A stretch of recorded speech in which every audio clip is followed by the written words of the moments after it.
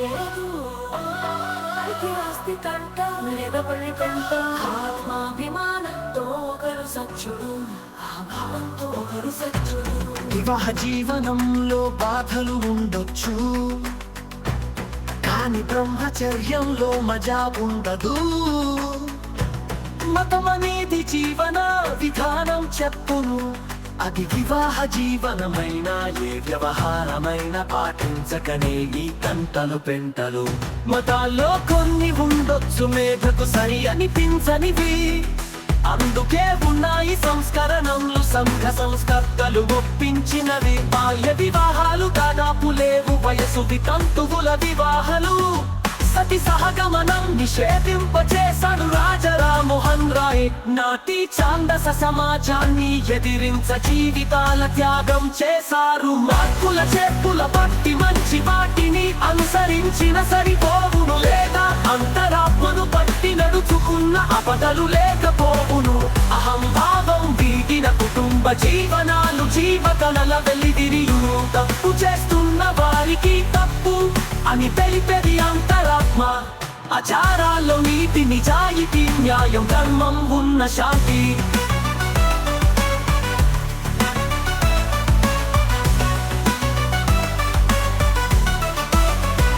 బంధు ప్రీతి ఆశ్రిత పక్షపాతం అతి స్వార్థం అడ్డంకులు, వీటితో పచ్చి స్వార్థంలో ప్రేమలతో మలై కలుస్తారు. ఈర్ష అసూయల పాములై పగబడతారు. బ్రతుకు బ్రతక నువ్వు నీతి పాటిస్తే ఇంత తంటాలు పడరు. పాపలు చేయకుంటే పోలా, పుణ్యానికి ఇన్ని పూజలు అవసరమా? ఎవరికి వారే యమునా తీరు, పిల్లలుగా ఉన్నన్నాళ్ళు సోదర సోదరి మనులు వీరు. పెళ్ళిళ్ళు అయినయా మొదలు ఇళ్ళ సరుగులు సమస్యల తీరు. అమ్మ నాన్నల పిక్క తినుటలో పోటీలు పోచడాలు, అందిన కాడికి దొబ్బడం దాచడముల జగడాలు. అమ్మ నాన్న ఆదర్శంగా కష్టపడి పెంచి లాభం లేదు. కొన్ని పాత కొత్త సినిమాలో చూడ అత్యధునిక పెద్ద ఇల్లు. ఆ సినిమా అడ్వర్టిజమెంట్ నగర జీవనాల పోల్చుకునే కుళ్ళు.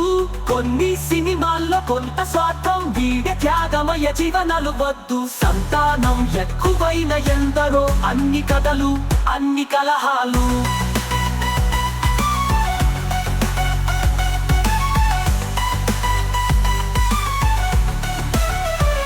చిన్న కుటుంబమైన చిచ్చర పిడుగులు అయ్యారు. చాణక్య సూచనల పాటించిన పిల్లలు చెడిపోరు. చేతుల ఉంటారు, టీనేజీకి వచ్చాక మెచ్చేటట్టు అవుతారు. ఆర్థిక సంతానమున్న ఎవరిని సరిగా చూడలేని తీరు.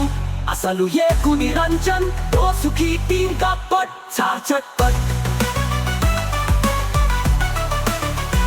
క్షేమం కోరి మంచి చెప్పినా అర్థం చేసుకుంటలేరు. లౌకిక సుఖాలే లక్ష్యమైనాయి అందుకు పోరు. అసలు ఆరోగ్య శాంతికి మతాలు పుట్టాయి. విదుర వేమన శతకాల విని పాటించక మంచి లేకున్నారు. కామ క్రోధ లోభ మోహ మత మాత్సర్యాల రోగులవుతున్నారు. మ్యారేజీ అయినా ఒత్తేజీ వచ్చిన మానసిక కాలుష్యం. వాతావరణ కాలుష్యాల ఊపిరితిత్తుల చెడ ఊపిరి మాయం. ఏమున్నది లోకం